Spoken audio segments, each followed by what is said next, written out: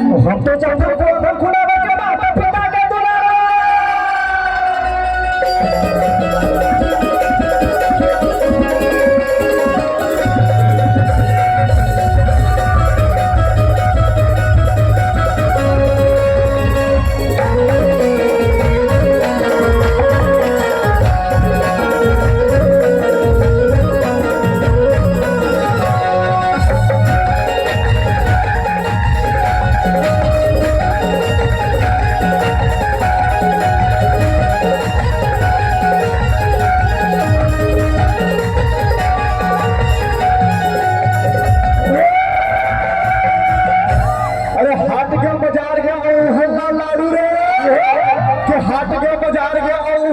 लाडू रे और एक लाडू मार पर राम राम सारू रे।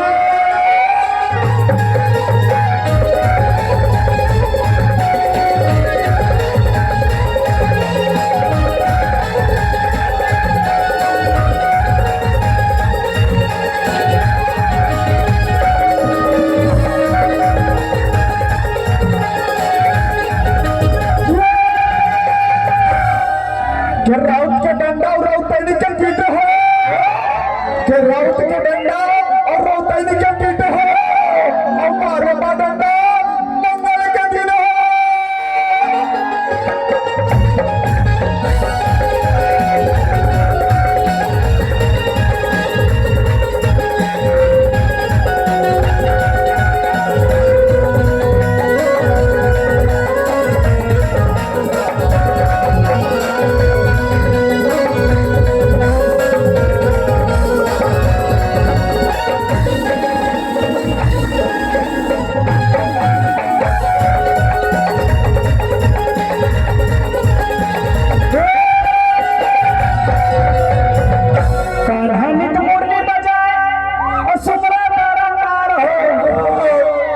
कोटि रूप धरे मन बहुना को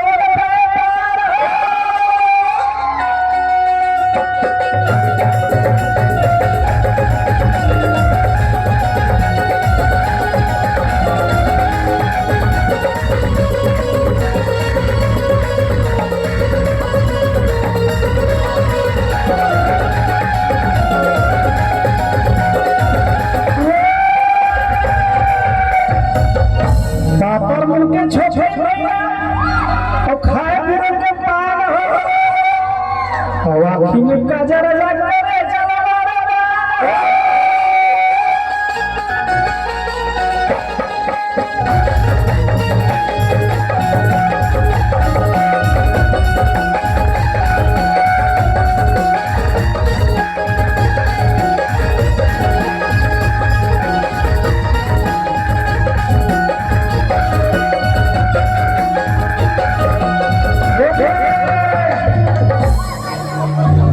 ये छोटू कैसे करता रहे थोड़ा दबा दे।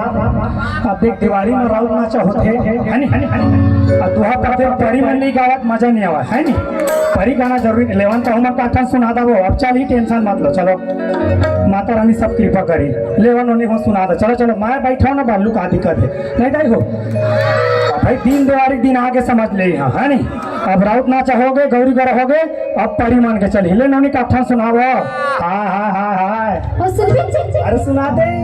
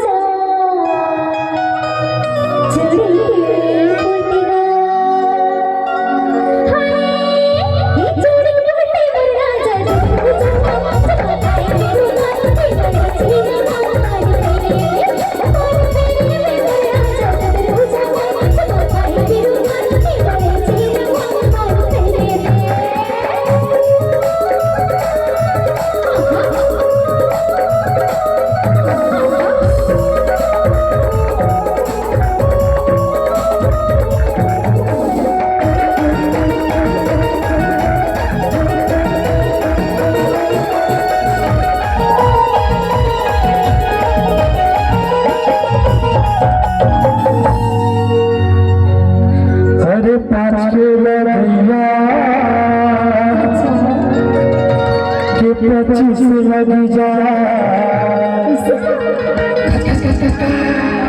ऐसे जानकार से करवा भाई माँ का सब है पूछा पूछा के कहते हम 5 के लगेगा तू 25 लगी जा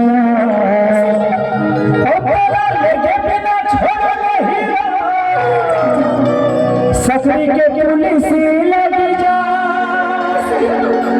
मैं काके तो जानता ये पान कहा था जी है ना कैसे जी ये पान कहा थे अब भाई ये गांव में आए तो पान खवाना जरूरी है नहीं बार बार नहीं आया मोर काका मन कहा था पान खवा दिया जाएगा तो खवा दो चल दी बोल ओ सन परन